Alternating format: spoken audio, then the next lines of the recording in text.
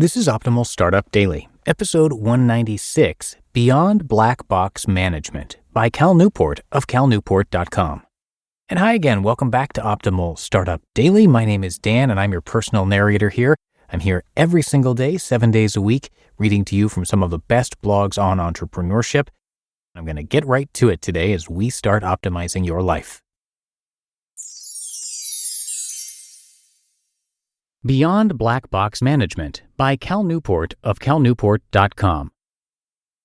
An exciting way to make a living. Alex Honold is an adventure climber. He specializes in free solo ascents, which means he climbs tall things with no ropes. If he falls, he dies.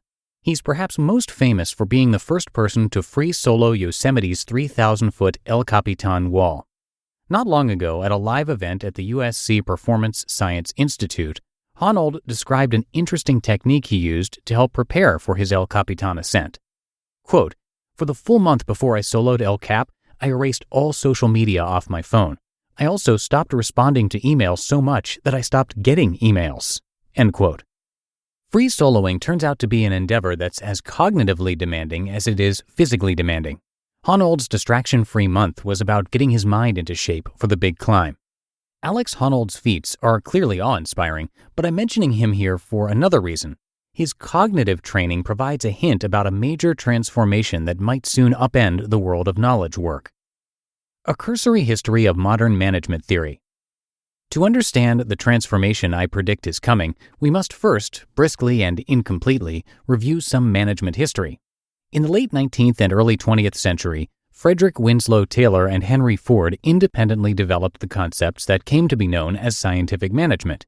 The basic idea of this movement was that experts should study a given production system, figure out the most efficient way to run it, and then pass down these empirically validated instructions to a largely de-skilled group of workers to execute.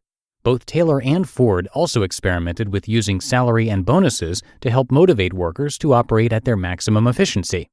As the 20th century progressed, the knowledge sector became more prominent.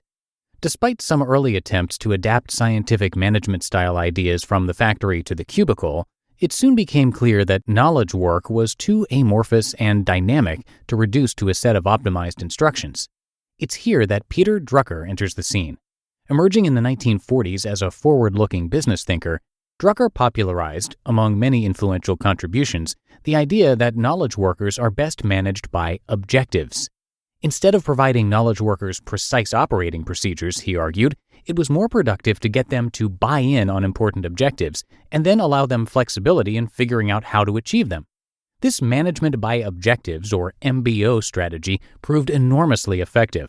Though it has evolved over the years, its theoretical descendants are still deployed to great success today. Black box management.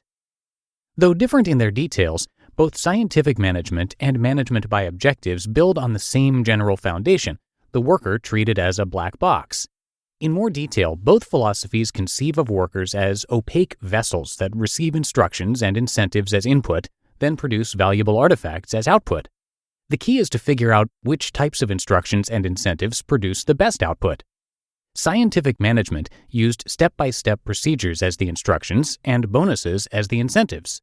Management by objective, by contrast, uses shared objectives as the instructions and the commitment to the organizational mission as the incentives.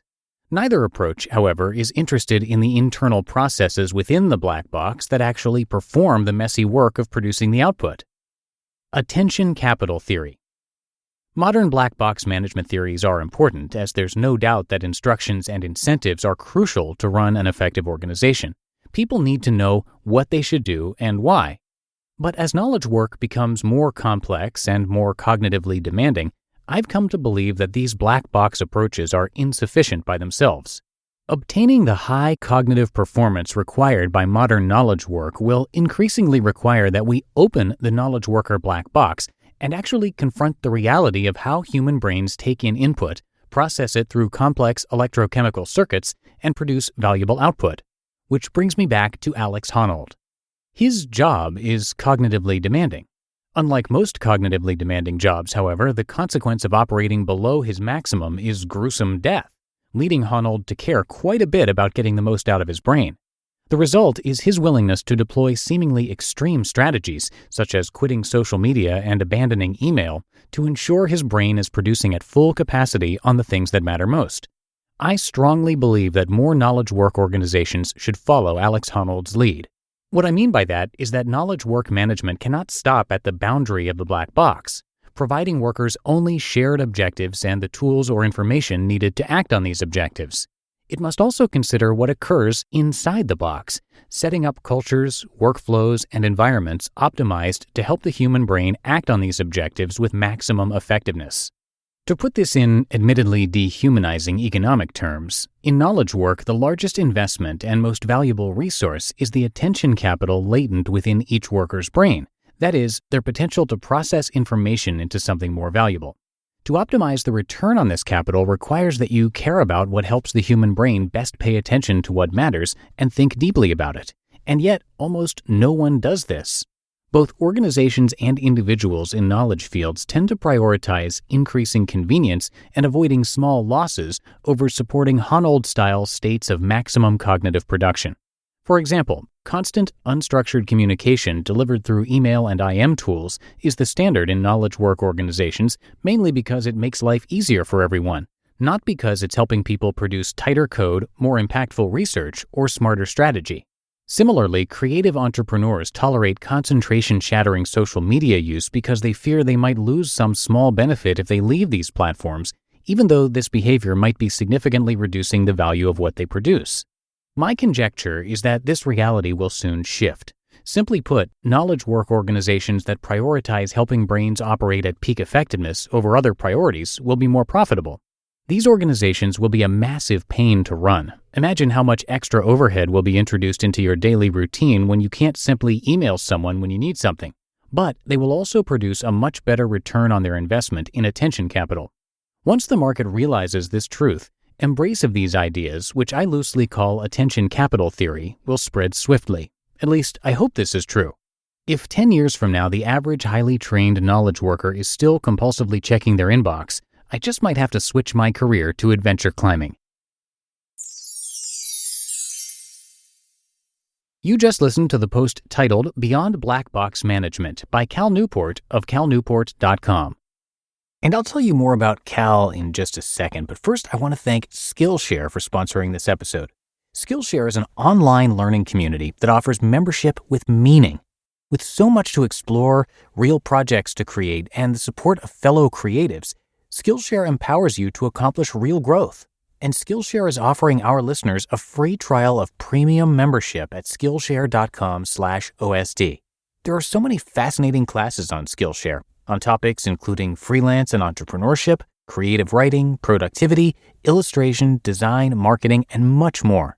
For instance, Keith Yamashita has a great course on storytelling, which is really important in marketing and branding, but even in just our everyday conversations. I'd highly recommend checking out his course called Storytelling for Leaders: How to Craft Stories That Matter. And there are so many more. I can't believe how many resources I'm able to get access to for less than $10 a month with Skillshare's annual subscription. So come check it out. Explore your creativity at Skillshare.com/OSD and get a free trial of premium membership. That's Skillshare.com/OSD for a free trial of premium membership. And thank you to Cal for letting us read his content today. Justin actually reads a lot of his work over on Optimal Living Daily, so if you're a regular listener there, you've definitely heard Cal before. If you aren't, check out that show for much more from him.